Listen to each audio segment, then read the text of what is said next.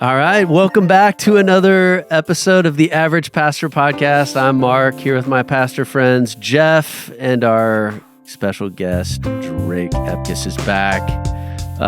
We got another lovely day here. Oh, we do. Another podcast. Another podcast. Jake is still gone. Jake is still gone. Still had the same text. I'm out. Still out. Jake is still out. When are we going to get Jake again? We'll find out. So I was listening to a podcast from like a couple episodes, or I was listening to it because I just have to listen to figure out like, what did we talk about? I know when people come up and say, man, when you were talking about, I'm like, yeah, we did? Totally. Well, the whole time I thought about, I think it's a Mark Twain quote, or, where he says, better to be silent and thought a fool than to speak up and remove all doubt. And I thought, as I'm listening to myself talk about the justice system or whatever we were talking about, I just thought, this whole podcast is definitely removing all doubt about the fool part. 100%. Is that, so what are we doing? Let's talk geopolitics. Let's take a shot. Let's take an average perspective on all topics. I'm fumbling my way through. Audrey thought that episode was so hilarious because, it was, you guys are just bantering about the justice system. And then at the end, the question is like, I don't know if that is actually how it works. That's just kind of where it ends. Postscript. Well, anyway. Tune into the next episode. We'll figure it all out. Tell us. Is that how it is? And the fact is, we still post it. Yeah, we did. Ship it. Done. Enough.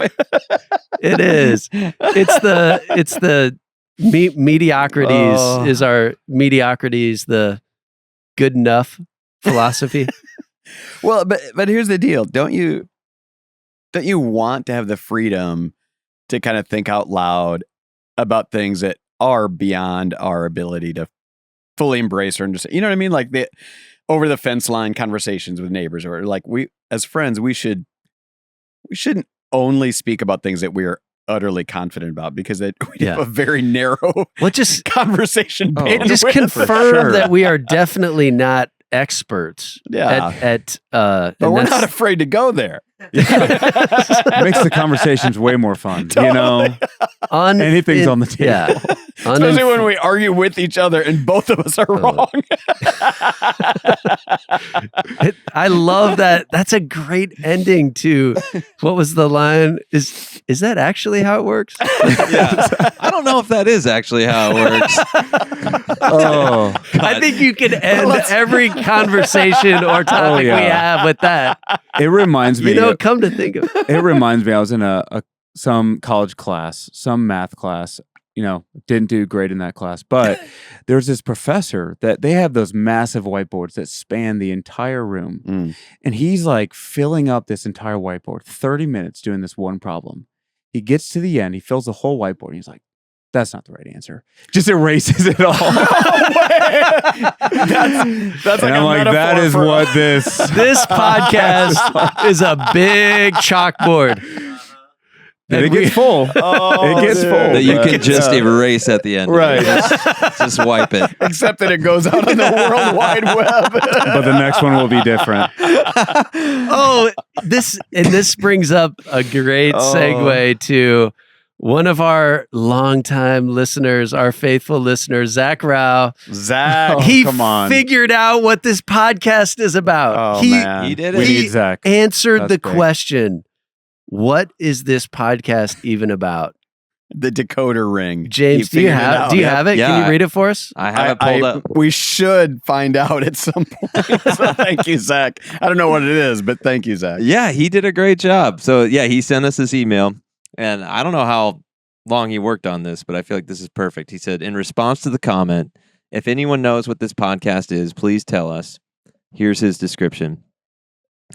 Join the misadventures of three pastors in the Midwest on their journey to aspire and figure out what being average actually is. In a squarely miscellaneous podcast, Hear everything from opinions on brisket to church discipline and how to have both at the same time. In the context of a somewhat filtered conversation between three friends. Experience the mystery of how genuine relationships can make you both worse and better than yourself. This is unbelievable. Start listening because you wonder what pastors talk about when they aren't in the pulpit. Stay for the fascination of the joys of having friendships that aren't too serious to laugh, too prude to joke, or too proud to cry. Find at the end of each episode the trail that ends at the cross of Jesus Christ. Wow. Zach. Wow. Zach for the win. It's Holy it's incredible. cow. That's what we're doing here. Man, we don't deserve that. I know. I love the squarely miscellaneous. Yeah.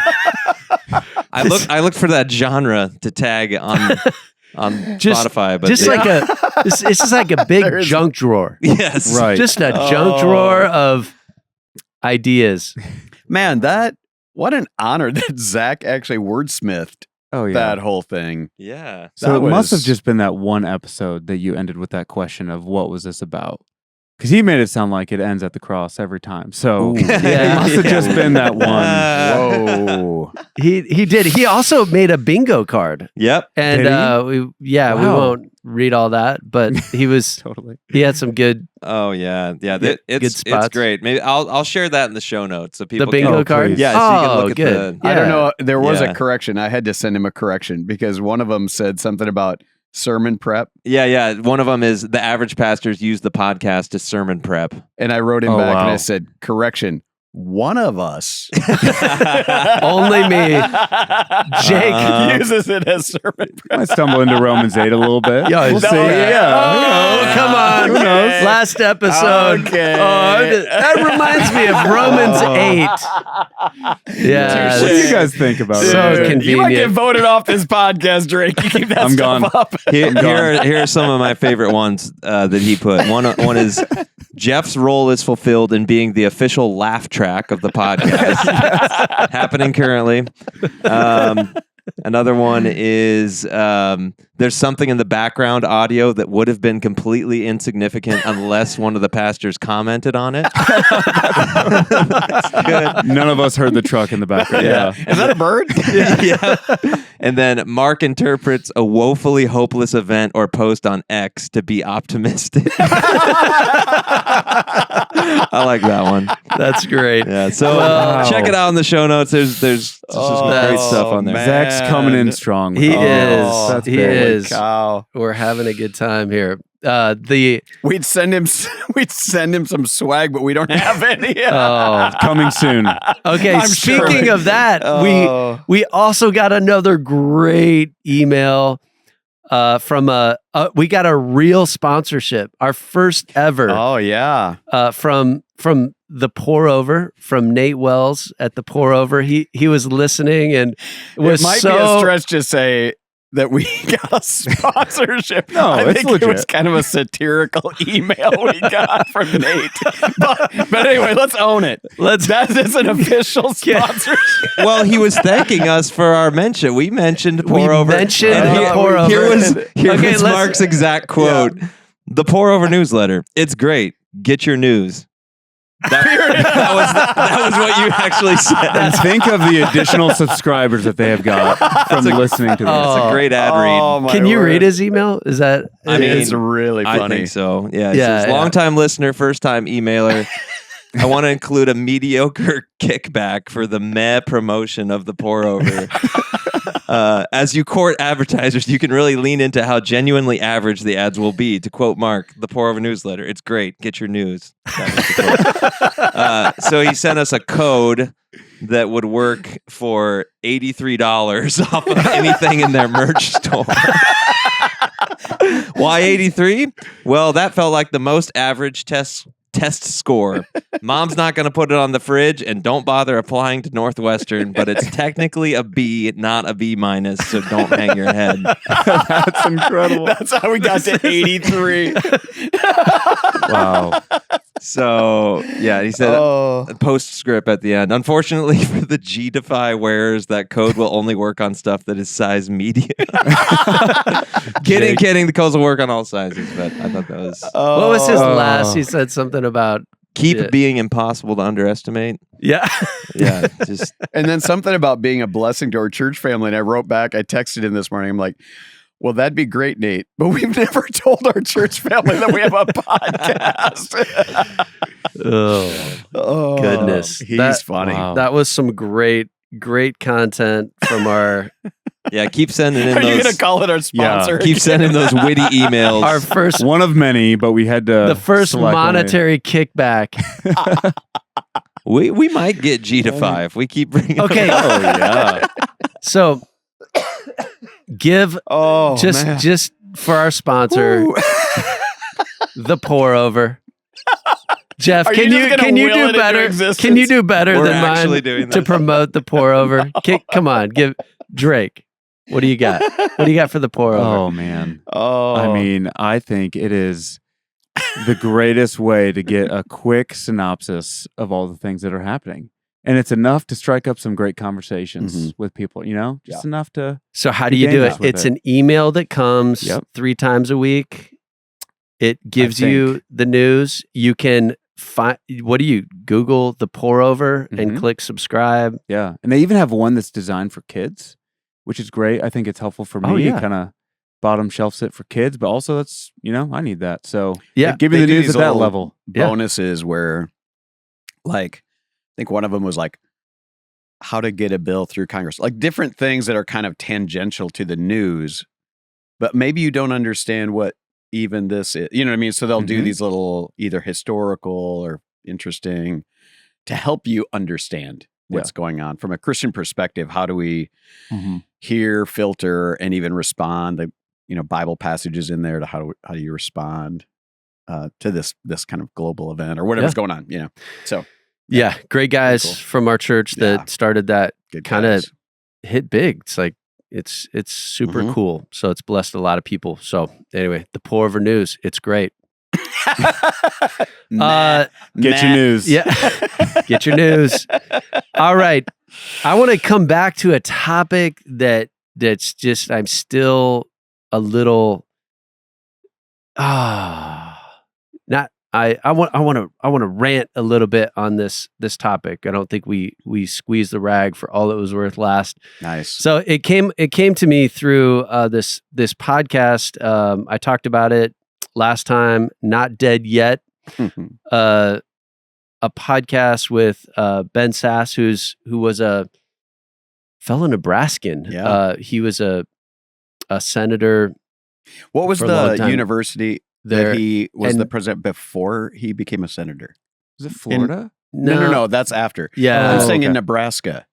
I don't even remember. Private, Yeah. Okay, sorry. Yeah, sorry, smaller private school. Right. But anyway, I love already, listen to Ben Sass, but he's dying of cancer, and they started this podcast with his friend from DC, who's a journalist, and can't remember his name. But We're so good. What was that college? Anyway. yeah, What was his totally. friend's name? Anyway. It doesn't matter.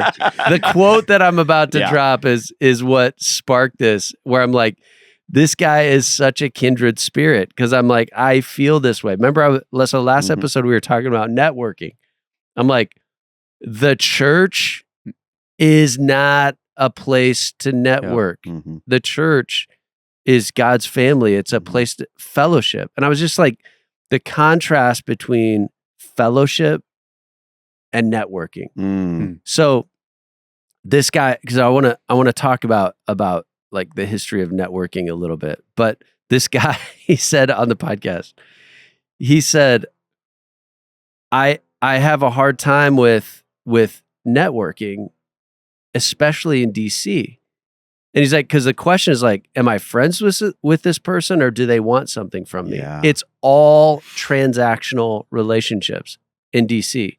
And then he said, I would rather have hot pokers shoved into my urethra than networking with people in DC. Wow. I was That'll like, make you think. I love that so much. I Oh, hate dude. networking. That's an image. That's an image right there. Yeah. I'm uncomfortable right now. Yeah. I hate networking because I feel like so then I was just like looking at the history. Transactional. That's the key word there. It's all transactional. Right. Mhm. Networking is about mutually beneficial relationships. Yep. So I was just looking at the history of it. Like it first came into networking as a word in the it was like basically in the 1800s. It was used more for like talking about like the network of canals or rivers or railroads, how things come together, connect. Yeah. And then in the 1950s, it was the first time that it was described as like patterns of ties between people. And that was the first use of like social network. Oh, wow. Where all those relationships come together. And then in the 80s, it became like business strategy. So now, and then we have like LinkedIn profile where people can network and it's more accessible. So it raises this question of fellowship, a contrast between fellowship and networking. I just see mutually beneficial relationships. Like that's not so sinister. I guess you could see that as beneficial in what way? You know what I mean? For your bank account? Or yes. is it, you know what I mean? Yeah. So or is it for your betterment? Is that a Christian right? Is the law of love your neighbor as yourself? Is that like I think Jesus talking about loving people who can't pay you back. It's not a beneficial relationship. It doesn't get you back in any way. Like when Jesus talks about loving people, don't hang out with people that can then invite you to their parties and don't have that expectation on the front end of like, what am I getting out of this? Because Jesus did everything. I'm going to go 100% of the way, even if you go 0, because that's what we did. Like we didn't run after him at all, but he still went 100% of the way, and that's the call for us. And it's like we're thankful if there's those things that come back our way and experience the joys of friendship and things like that. Yeah. But you go into it, no strings attached, no expectations. How can I just pursue this person? I guess it's right. And so it raises this question of like, who are my actual friends, and how do I know? Because there's nothing wrong with networking and networks, but why do I feel that way about I would rather have a hot poker. Yeah. It's like I'm like, yes, that's what I'm talking about. Like I said this in the Advantage of Average book. Like my ambition in life, like what I want out of life is a campfire and people I love around it. And just like enjoying the enjoyment of friendship. So what is the contrast there? Well, I think what comes to my mind right now is, I mean, even just in my friend group, there's some guys that have different skills than me when I'm about to remodel my kitchen. So there's like, guys that want to help out. But even for my own self, there's different things I've learned that are helpful when it comes to woodworking and things like that. And it's a joy of mine to get to know someone at a friend level to where I want to bring my skills to them. Like I want to bring what I can to them and bless them with it. And that's how I feel with them too. Like I'm not even expecting or asking, but they're coming to me like, hey dude, can I help you? Like there's just such a closeness that it's not about how can I get this from you, but what can I bring to you? Like what? And that just seems more the friendship way is, man, I know you, we're so close. It would be a joy for me to help you in that way versus how can I get that from you? So it turns out that Christian relationships, friendships are mutually beneficial. Right. But that was never the point of the whole thing. Yeah.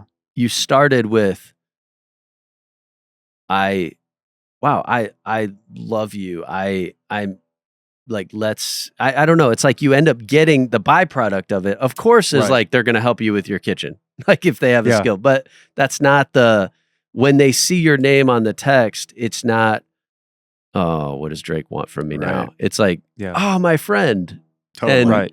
And so how do you like so Drake, next week we will spend time at a network event up in Minneapolis. And I'll love that. Like getting to meet other brothers in Christ, sisters in Christ, doing different work and like that's great. But there's an aspect to it that I don't love and it's when I feel like a relationship becomes like a means to an end. a means to an end. So now it's like, dude, bro, yeah. And then you can start to through a cynical lens, like, okay, what do you want from me? Like, what's okay? Is it this? I feel what's like the it's angle? a cousin Yeah. to that. What's the feeling. angle? Yeah. Like I had one of the guys that goes door to door selling stuff. We all get that at whether it's Was that roofing, my whatever. was that my son selling windows? Oh, he came and washed my windows. So that's the beauty of that transaction. It went one way. I received. That's good. No, Yeah. anyway, but you know what that is, whether it's, guys starting a business, doing whatever, coming to your door. And they are the most charming, kind of aggressive, but really, just, and then you get to that point in the conversation where they want something from you. You know what I mean? A commitment out of you or whatever. And it's the same thing like we've talked about in the multi-level marketing thing. A dear friend says, man, can we grab coffee? And you're like, oh, totally. And then before long, you're like, I know what this is. Yeah. turns and all of a sudden you I've got an want to get opportunity for pulled. you, Yeah. So I think it's that same kind of thing. When all of a sudden they're positioned or poised as friendship and warmth and mutual connection. And then It's building the foundation wait, that's what was actually driving this engagement, this interaction. You know what I mean? I think it's that same kind of like disappointment where you're like, oh, yeah, shoot, I thought we were actually just, having a mutual conversation. No, not at all. I'm a target. Drake, I think you excel at friendship. Yeah. What would your encouragement to be to someone who's seeking that? Like, how do you have such great friends? Yeah. I mean, I think it goes back to the curiosity of people and finding joy in the different giftings that they bring. I think, even early on in college, when you're around other people, it can feel like they have different giftings than me. I feel more challenged by that. Like I wish I had those things, but just delighting in the differences that people bring and to faithfully step in. I think my buddy Ryan out in Santa Barbara is such a good example of just, I'm going to be there over and over and faithfully, just the time, spent with people and being curious of people, asking questions. Like, I just love what a question can bring out, to just find those questions that can just stir up a conversation that gives you a window into people that's just like, fascinating to me. I think for your friend group, the thing that I always admire about your friend group is those sincere conversations often turn to correction toward each other. You know what I mean? And totally. I really admire that because often you guys are just chumming around, having mutual fun, laughter, curiosity, whatever.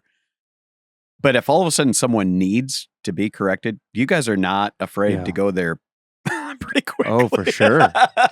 But that's a friend too, because what would risk that relationship conflict? You're like, 100% I'm willing to risk this because you need to hear what. And that's the opposite. Like networking, you're not going to go there. You're not going to risk this opportunity to leverage when it's like, no, we do want to go there because we do care about your walk with Christ. And to have guys that, you can have the wildest of fun times, crying, laughing, but then also we're going to get to truth and have different tiers. Yeah. And be able to rally around each other and just make make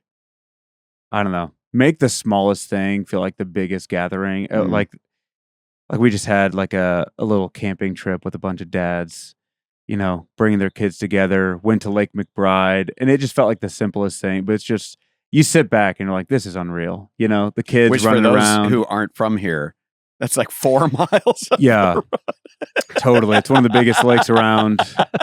So it's gorgeous. Just to emphasize, like, it's not like Right. you did, But it you was like guys- you just went out there, and- Right. yeah. You dads, Yeah. With some taking your dads kids, that do not camp, I should say. all the better. Oh, yeah. but your kids are gonna have those memories of growing up with their friends and Yeah. camping with their dads, and Yeah.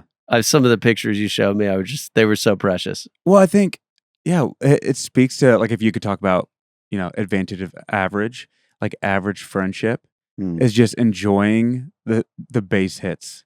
Like enjoying, like you don't have to swing for the fences on every big event, you just get together and memories can happen, And so a random Tuesday going to the playground or a random Friday, going to this, all world lake of Lake McBride, just 4 miles down the road, destination. that's just What- so sweet. What do you think about? Because I tend to think that one thing that will kill a friendship before it happens is expectations. Yeah. Like when you talked about average friendship, like what you're coming with is love, and you're not. If like I had, recently there's it's kind of got this. Like, hey, if we're gonna be friends, like we need to sign up for a weekly time. We need to, Right. it started to put pressure on the friendship. Like, Yeah. hey, we need almost like defining the friendship, Right. defining the relationship. And I'm like, yeah, that's not gonna happen. Like Right. I don't need more. If you're always frustrated that I'm not reaching out more, or you're not meeting your best friend obligations, like Right. those friends. I mean, Oh, man. Joe Kufal in Minnesota, like we won't talk for months and then we'll talk for 3 hours. It's like, or we don't need, reassurance that you're still it's just like, no, those Pressure's off. Yeah. pressure's off. I love you. When the stars align. Yeah. It'll be great. It'll be but yeah. great. I do think obviously there's intentionality. You guys, somebody initiated that camping trip, and you guys will, it'd be interesting your friendship with Ryan as he's out west. Like what how you guys stay connected and that group. But Yeah, you probably guys gonna have will to make always, a couple trips out there, I yeah. guess. Right. You guys will always those Oh yeah. friendships will transcend time and place. I think you guys, Totally. but what do you think about friendship, Jeff? Like what have you learned about how, and the contrast to, maybe some of what I'm agitated about with networking? One thing I think now in 63, so had more years, to experience this, that I think we should really treasure those true friends, because I don't think we get many opportunities in our mortal life to have those true friends. So value those and treasure. You know what I mean? It's not a given. Like we all want to be faithful and true and friends forever. It rarely happens. You know what I mean? So, and don't force it. Like you're even talking about, don't force it. But when God drops a true, like Jonathan David level of commitment, like soulish commitment and friendship. And I just love that Jonathan had everything to lose, literally the kingdom, the crown to David. But when David was down and out, I just twice, I think, in 1 Samuel, where Jonathan came to him and helped him find his strength in God. So here's Jonathan dispensing courage to David to take over the throne that would rightly be his. That level of like selfless, beautiful commitment, to where even after Jonathan, out of loyalty to his father, gave his life in a battle, David committed himself to taking care of his son. It kind of just, so I'm just saying that level of deep, profound commitment, it's a treasure, it's a gift. And so if you have one or a few of those in your lifetime, treasure those, thank God for those, foster those. You know what I mean? And Yeah. I think it's Yeah. a beautiful, beautiful and rare gift. I mean, Mark, how would you speak to that? I feel like you've got your weekly calls with Drew. I feel like Yeah. anytime you're in the car, Mhm. you're having a phone call with somebody. Yeah. Just Oh, fighting to hold man. on to those, you know? Yeah, like I do. I love my friends, and I feel like I probably would call, like, I'm probably more liberal in who I call friend than, like, I'll be talking to Letha and I'm like, "That's my friend." Like, "It's not." I'm like, "Yeah, you're my friend." Super optimistic about it. Like, because that's the guy was talking to me and he's like, I feel like I don't have many close friends. Like, I don't have a lot of friends. And I'm like, well, you're my friend. yeah, It's like, totally. and so I think the also a thing that could kill friendship is like, and we've talked about this here before, but I heard a guy talk about relational capacity, like Lego pieces, Yeah. and like the nodules on the relationship is how many your capacity for relationships, and I'm probably like the green thin piece where everyone can stick on, and my wife's more of like got just a couple nodules, you Right. stick it on and you're like, I can't get these Legos apart. It's like those would be overwhelmed by you don't build your whole city on the two little ones. You find the green piece and you build, and other I think people though, can Mark, build. you're a true friend in need. Like, okay, so bring up Joe Kufal. If Joe Kufal ever had, like he did when he had his health crisis, you are immediately on that. Whatever thin little flicker of warmth in that relationship, you fan that into flame very quickly. So I mean, when I was going through a tough time, I mean, my phone, I can't even tell you how many times I would look and see it was you calling in. I'm like, oh yes, because you're a friend in need, and that's a beautiful thing, because sometimes those testing grounds work the other way, that people are like, I don't want to get involved. That's, they run away from a friend. You know what I mean? Like, I don't want to get involved. I don't want to, whatever. And I just think you're the opposite. Maybe you've got a lot of those little, nodules, but you play them well. Well, thanks for that. I think that it early on in my life, we talked about Joe. We were friends since we were little kids, kindergarten up. My freshman year of high school, moved away to Indiana. I'm from Omaha. He moved to Indiana.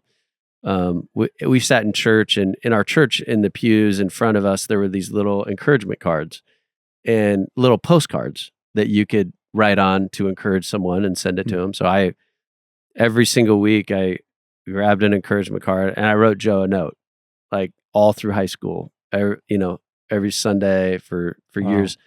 And then we ended up coming to college together at Iowa State.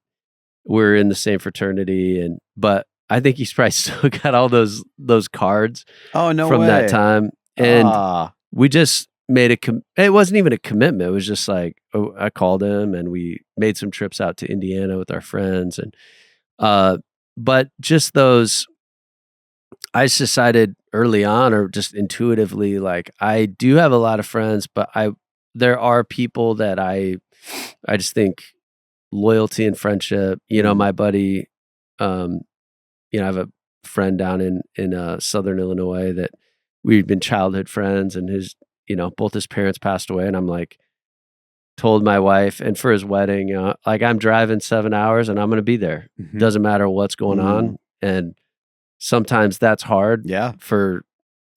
There are other people counting on me, and I'm like, I have to be there. And so I think that there are some of those friendships in your life where they're just special. I do think that I always want to leave room for new best friends. It's not like it's just I have these 2 or 3 or Right. 4 best friends. Like I just do see there's opportunity for, because I see that in my dad. That my dad, his, he's almost 80, and he's like, some of his best friends are in their like 20s, 30s. So great. He'll get a call, like he'll be on the phone, he'll take a call from his buddy, it's just this guy in his 40s that's, he's been discipling him since the guy was in college. Mhm. Guy's gone through struggles with addiction and Wow. challenges in Wow. life. And he's like on the phone with my dad, and they're sharing scripture that they've memorized. And I just think we get so like, well, no, I'm in my 80s. I gotta just have my pickleball friends. Right. No, dad always is like, you can be a friend. And so just keeping that posture toward people. And like at Veritas, I love standing outside or in the foyer, just like, they're all potential friends that are walking in. And I don't know. I just think we're not God, so we don't have unlimited capacity. But I think, how would you contrast like the difference between fellowship and friendship? Mark, one thing I was just thinking as you were saying, that's a very abundance-minded way to think about people. And you're talking about transactional relationships. I feel like there's just inherent scarcity built into that. Like, I've only got so much time or so much space, so I'm going to use it on the people that most benefit me. Oh. But yeah, what you're saying about like, look around. There's so many potential friends out there. Yeah. And it's not going to take away. Yeah. Right. Yeah, that's just. I've talked about that. Yeah. Like I thought about that in the Average Dad book is going to have a chapter on the average dad loves kids. And it's related to, like, as I've thought about family size, our family's not huge. It's maybe a large family, 6 kids, but not, yeah. And one of the pushbacks, like early on, a dad gave me the advice. He's like, you should only have like 2 kids, because your discipleship of them will be so much deeper, and you will be able to be so much more intentional with them. I've thought about that a lot. I think it was well-intentioned, but just because it was the scarcity mentality on love. It treated love like, hey, love is like a pie, and you only, every slice that gets taken out, that's less of you to give. So love is like a pie. And if you only have 2 pieces, like you can, that's more of yourself that goes to those.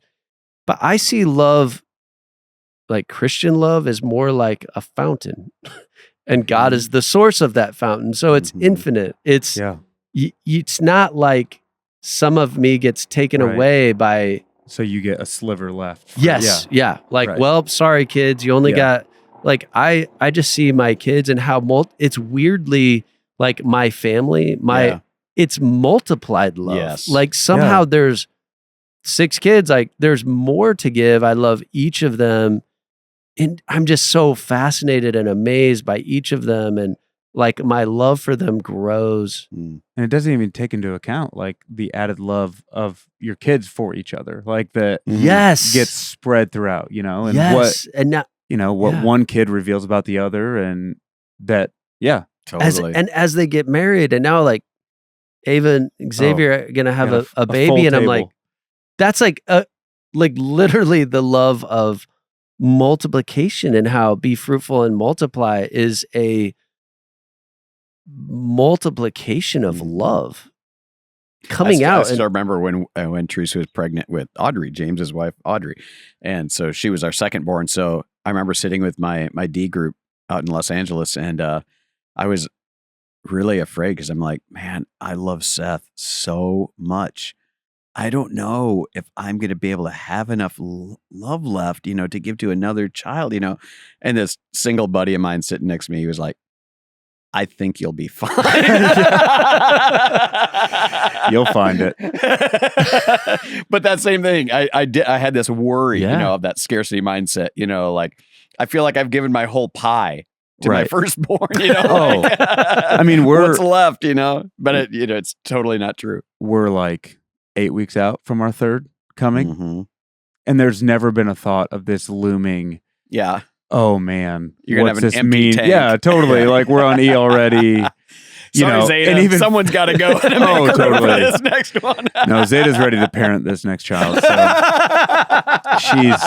she's looking forward to it. How old is Zeta? 5, so She's she's gonna be ready. a 5-year-old She is mom. ready. She's ready for the challenge. A lot of practice on dolls so far, and it'll translate. It's all going to work out. Totally. That's awesome.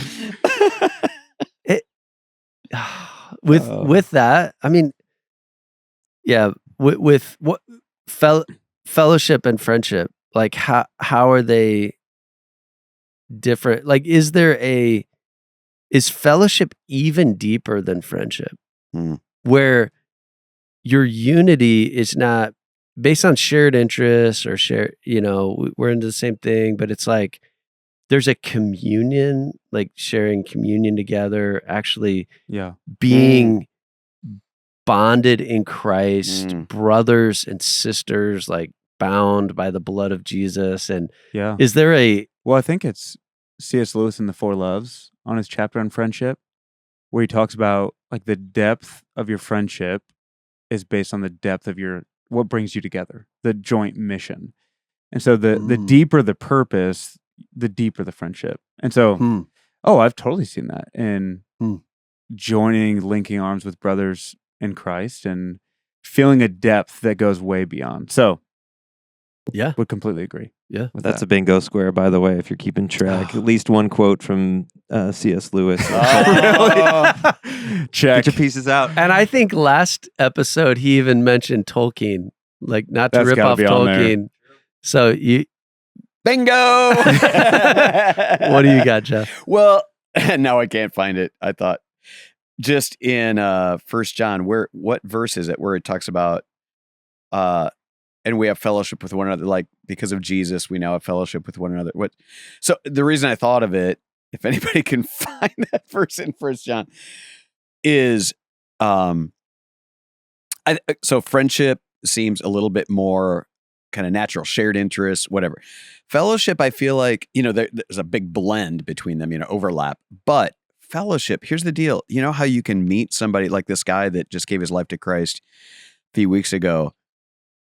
Man, he was texting me even while I'm in Zambia. Man, I heard that you had some back pain. I'm praying for you. Brand new believer. I'm praying for you, And I feel this bond of fellowship because now we have something, Jesus Christ. We have fellowship with one another because of Jesus Christ. You know what I mean? There's a bond there that it propels friendship faster than it would normally happen. You know what I mean? So that's where I do think we can have true, pure fellowship with people that maybe wouldn't have happened if it was just more of friendship of shared. Does that make sense? You know what I mean? I think it's a beautiful. The 1 John 1:7, like if we walk in the light as he is in the light, we have fellowship with one another, and the blood of Jesus cleanses us from all sin. Like that. Oh, you mean the one I was literally staring at? See, you were there. You were right there. Yes. Say it, read it. Oh, sorry. Now you're here. I'll do it this time. Yeah, you got it. Because it was the verse that I know. Let me read it, Drake. Yes, no, I'm please. just kidding. Yeah, 1 John 1:7. If we walk in the light as he himself is in the light, we have fellowship with one another, and the blood of Jesus, his son, cleanses from all sin. I just love that. All of a sudden, oh, you're in the light, and I'm in the light. Yeah. And there's this fellowship bond that happens because of Jesus Christ. In our men's group, we were talking about these guys were just saying, yeah, in our city, there's like a cool kids club. Yeah. And everyone is trying to be a part of it. And one of the guys is just saying, for years, I did that. It's exhausting. It's empty. It leaves you with nothing. Like they're not walking in the light. Yeah. They're walking in darkness Right. together. And it's it might be tailgating and getting wasted. It might be some special club that they're, getting together and the who's there, and we're all, leveraging these relationships. And I'm only interested to get to you so I can get to him. And I know that you have proximity to this person, and it's just all, or even to display. I'm in the inner ring. Yeah. Now there's C.S. Lewis. Bingo Yeah. again. So it's just so slimy, and Uh-huh. and now it's like, when you're at your lowest of low, all those people are gone. But when you said that it's connected to walking in the light, that Yeah. the deepest friendships happen in the light, not in the darkness. Right. And Because when you find out that somebody that you've been walking with has actually been walking in the darkness, and you thought they were in the light as you were in the light, the level of betrayal. I just told the pastors in Zambia about this. I can't believe, because we were in 2 Timothy, teaching through 2 Timothy, Jake and I. And at one point, Paul even names of guys who have walked away from the faith. And I said, you guys, name them. And I started, and Jonathan did start listing off Zambian pastors who have spoken truth. And he goes, and they're all like, and it was a little nervous moment, but he goes, no, we're going to name them right now. So I talked about this guy that we were in ministry together out in LA. And when I got out back to Iowa and was just getting my head beat in, I got a call that one of my former, brothers and servants of Christ had disqualified himself from ministry by, making out with the secretary. And there was not a moment of compassion for him. I was so mad. I remember I felt like I'm out here taking hits. I'm out here on the front lines getting my head blown up. And you're back in the mess hall making out with somebody. Yeah. That whole, you know what I'm saying? Like that level of, whereas if you're all in the darkness, you're like, good on you, buddy. Or whatever, you know what I mean? But when you walk in the light and others are walking light, there's a rejoicing, which makes it such a betrayal when you find out, you were never honest with me. Yeah. I mean, yeah, I feel like that's the verse that I'll go to often when you think about just being authentic, being real, because I think there's a fear of being authentic that, this is going to push me away from people. But actually that verse shows a different effect. It has this magnetic effect of like, no, we're actually drawn towards fellowship. Dude, well said. Not away, because you actually know the real me. Yes. And there was another story of a pastor that was disqualified for hiding things. And that kind of shook me of like, no, it totally shook me. We got to fight to walk in the light and see that as, no, that is the path to life. That's the path to fellowship. And Yes. And relationship. That's the danger of celebrity is that you don't really know those people. Right. Yeah. You hope that they have their own friendships, but I think as people's platform grows and the turtle gets higher and into the clouds and further, the air is thin up there, you worry for people. It's like, it's lonely at the top. It's like, well, I don't want to be at the top. I don't want to be, I don't know that has to be true. If you have friends and that you don't have to be alone at the top. Like, well, back to the Ben Sass thing that started this whole thing, people, the average just small town guy or farmer or whatever, doesn't have to wonder if people are trying to leverage him for something. But when you're a senator in Washington, D.C., you're suspect of everybody that approaches. You know what I mean? Yeah. So that's the thing about staying average is, no, I just always want to be the same guy. And I think Ben Sass is honestly one of those that he's going to be the same guy, whether you take him from the farm of Nebraska or put him in Washington, D.C. or the president's office of the University of Florida.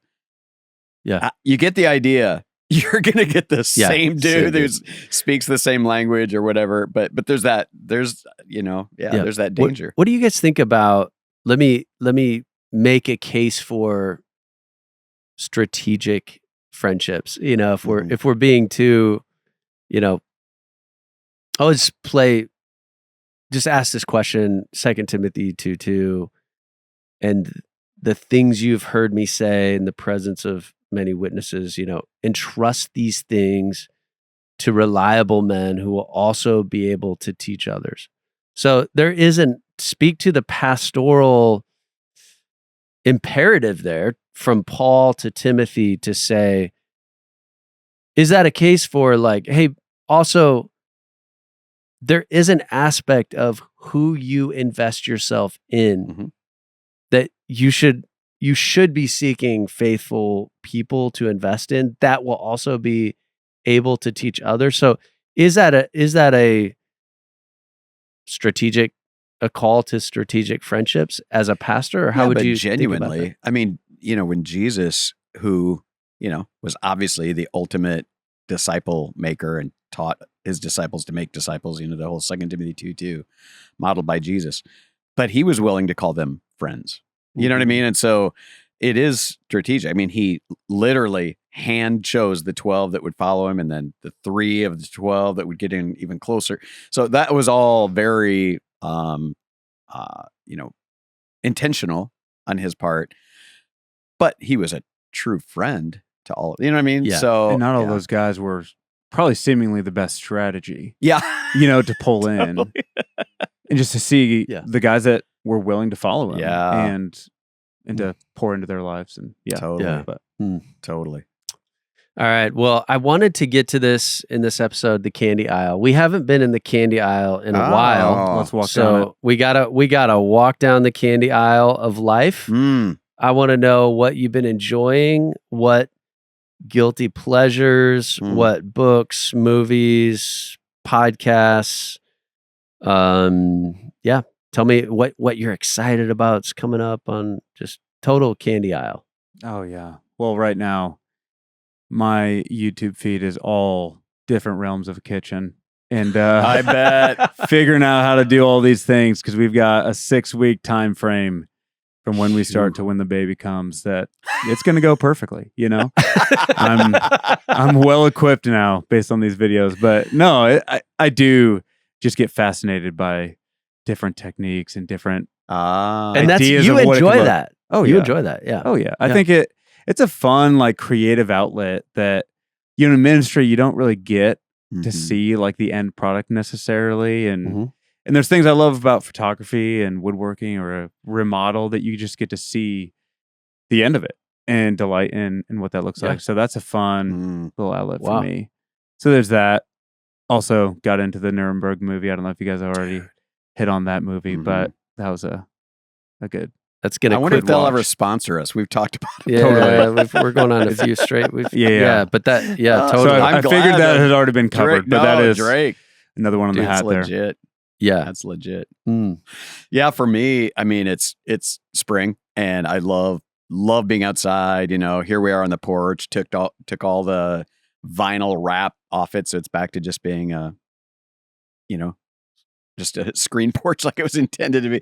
But just planting, like last night, Teresa and I were just planting different stuff in the spring, and even I mean, it's whether it's taking a chainsaw and felling a tree or just planting stuff. There's just something about getting your hands in dirt and making a life. How do I coax this thing to flourish and stuff? And so that's as far as my candy aisle, to come back Mm. from Africa and just get dirty and sweaty and dig holes. You know Yeah. what I mean? It's fun. Yeah. But then I also got to watch. So Chris Pratt is one of the guys that was also interviewed by Ben Sass On the Not Dead Yet. Yep, Not Dead Yet podcast, and he was talking about this new movie that came out with him called Mercy, and it's all about AI. So it's fictional, like, call it 20 years from, I don't know how long in the future, somewhere in the future, LA is disrupted in rioting and looting and all this stuff. So they want to expedite the judicial system to get ahead of all this crime that's going on. So they create this AI judge that's judge, jury, sentencer, and everything.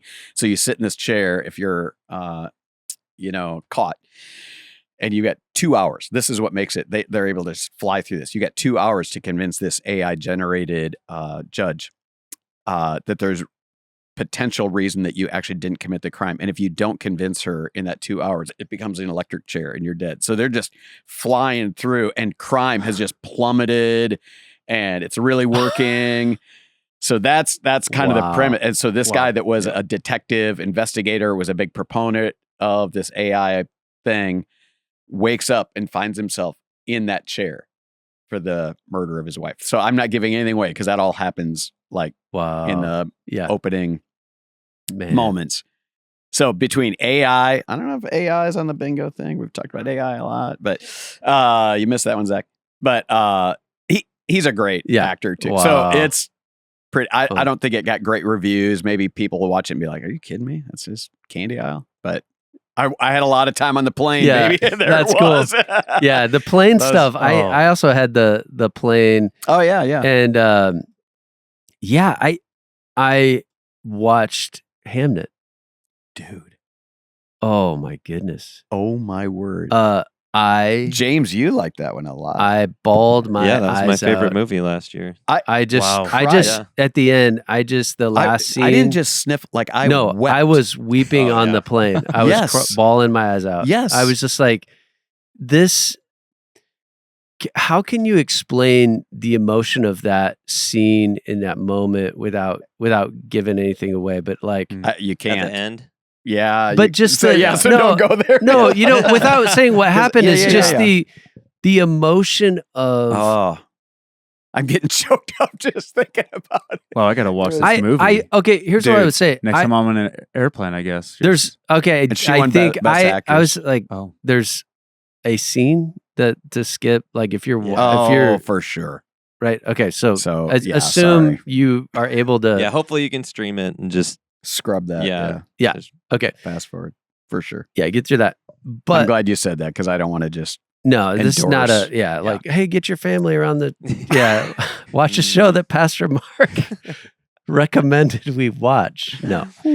But that last scene, I feel like I've never understood Shakespeare until that moment. I was like, okay, I understand those words and the feeling and the like what they brought to the screen was so powerful and it's about marriage, it's about family. It's about family, it's about understanding where you maybe don't understand your spouse and in a moment of like, oh, I see, and you're entering into the depths of emotion. So I'm and it was this great it's one of the best endings to a movie that I can remember, where it just sticks the landing and brings together what's going on in their family life, but then even broadly, collectively in the country at that point, like the plague is going around. And,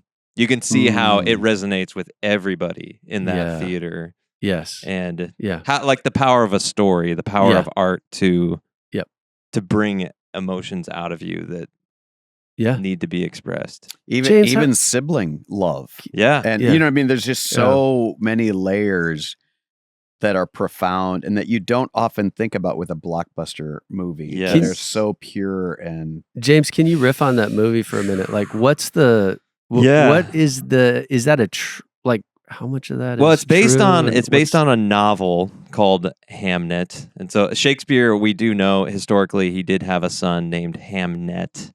And this isn't I'm not going to go into the plot details. You should watch it. But so there's a lot of speculation in the movie itself. I wouldn't say like, all this is historical true. Fiction kind of a thing. Yeah, for sure. But it's all like, it could have happened exactly this way. There's no question that the correlation of those two names, Hamlet and Hamnet, are, so it explores what his motivation would have been for writing Hamlet. And I'll say it's probably not a movie that everybody's gonna love. It is. It's more on the artsy side of things. But if you can, 100% stick with it, and it's one even after it was my favorite movie of the last year. But I don't know if I'll ever watch it again. Is that true? It is powerful, but It's a lot. one of those like, oh, that was Yeah. like it's a journey. It's an emotional That's why I think ride. we're trying to be so careful about not because the storytelling is so beautiful that I want you to experience the storyteller telling the story. If somebody gives too Yes. much away, then the secret sauce of Yeah. it unfolding for the person that's viewing it for the first time. I don't want to rob Mhm. like Drake. If you haven't, I don't want to rob that from you because the storytelling is magnificent in it. And Yeah. I But stick want with you it to the like- end. It's Mhm. worth it. Right. Yeah. Yeah. I would say. Yeah. Yeah. Well, the airplane is the best place to catch up Oh. on movies you Yeah. haven't seen. Yeah. Yeah. Hear people talk about them. I thought I was Catch up going to on do all those. sermon prep. Oh, totally. Yeah. How many trips? And I'm going to Well, read this book, prepare this sermon, yeah. watch this movie. I have never sermon prepped until this last trip on the way home when I'm like, okay, in like 1 day from now, I have to preach a sermon or 2 days. I'm like, who I does that? I don't know who encouraged me to do that. So, but we Hey, got it worked. Yeah, It worked. yeah. So we do have I think when this is released, maybe June 8th, the first World Cup game will be played on June 11th. So I'm kind of Oh. excited about that because I have a soccer testimony. I grew up hating soccer, and I did not understand it. All my friends were it was like a rite of passage in Omaha, like very Mhm. soccer community. It seemed like all my friends were in soccer, and I was just like, you're just gonna go run around, and like that just sound. I don't know. I don't.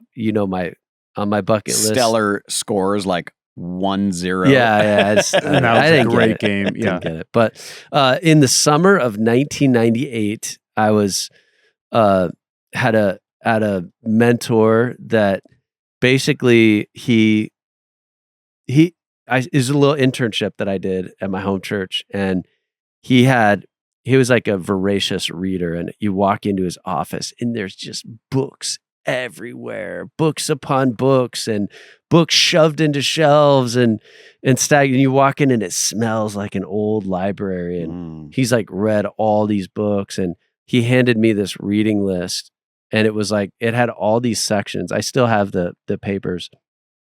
It was like theology proper, eschatology, and it went through every and each one had like 5 books under it, and books that I had to read. Is like your whole summer is you're just gonna read, and we're gonna hang out and talk about it, what you're reading, and we're gonna watch the World Cup, and like so we just watched soccer and talked about theology, and it's like somewhere in there a love for soccer happened, but I'm only like, for some reason I have, it's never translated to like any of the soccer leagues. It's really just the national team. Yeah. And somehow the World for Cup sure. every 4 years I get like into No, that's cool. somehow when nations play each other. It's just kind of cool to see that, like the Olympics or something like that, Right. like the US, watching the US hockey team or something like that. So I'm kind of excited about that. Oh yeah. It's It just in has- Well, on there's the- going to be one in Kansas City. Are you going to go down? Is there One of the games is in Kansas Oh, wow. City. Yeah. Oh no way. Crazy. Yeah. Yeah, it just brings people together to all zero in on one thing. Like I feel like it's rare nowadays that everyone's in on one thing. Yeah. It's on because there's so many streaming Globally. things. There's so many different things going on. To where I remember growing up, it's like, oh, everyone watched season 1 of Survivor or whatever, you know. Yeah. Yeah. And everyone's tuning in. So it's just like when you have those things, that Right. everyone's tuning in on, like the World Cup, and There aren't cheer many on. of those things Right. left. yeah, No. it's great. Yeah. No. Everyone's That's wa- fun. Yeah. So lots of fun candy aisle stuff. So any last thoughts, words before we close? Any as we land the plane? Anything you wanted to talk about we didn't get to, or so No, because the thing I was mad about would just bring it down. So let's just stay on a happy note. Let's Yes. end a Take that to happy another note. there it episode. is. That's Better good. better to be silent and thought a fool Yes. than to speak up and remove all doubt. Amen. We're gonna end on a happy note. We're not gonna open any cans of worms that Nope. no political Nope. At least yet. conversations. Yep. Yeah, we'll turn off the mics. Yeah. So with that, okay. Yeah, I think Drake- the benediction has to Yeah, come from Drake. I this feel time. like it good needs to fall word. to Drake. You're an aspiring average pastor. I think he's average.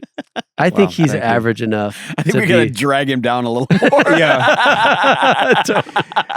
Not build him up. We got to drag him. Yeah, Yeah, I told Paige I was going to be on here, and she was like, "Yeah, you're average enough. yeah. You're You'll make the cut." So, some good words. That's good stuff. Well, Oh. Drake, close us out with what's the gospel? What's the good word that we need as we close our time? Yeah, I mean, I think the beauty of embracing the average is that you actually get to fix your eyes on who's amazing. You know, that's the treasures in jars of clay, that there's a freedom that comes with this average talk. Like it can be a joke at times, but it's like, no, there's a freedom because that allows you to fix your eyes on who's truly amazing on Christ. And so I think the send off is, would we be people that don't get distracted by all these paths to being amazing, that take our eyes off of the one that truly is. So I think that's just like the call towards average is keeping your eyes on who's truly amazing. Wow. Amen. Zach Man. was right. There we are. It ended right where it needed to end. Yes. Well, we are so glad that you guys joined us for this conversation. Hopefully you found something encouraging to keep you going this week. And so, yeah, fun conversation. Drake, thanks for joining us. Thanks for having me. Awesome. Blast. Let's do it again. We'll get Jake back next time. Yep. Let's go. All right.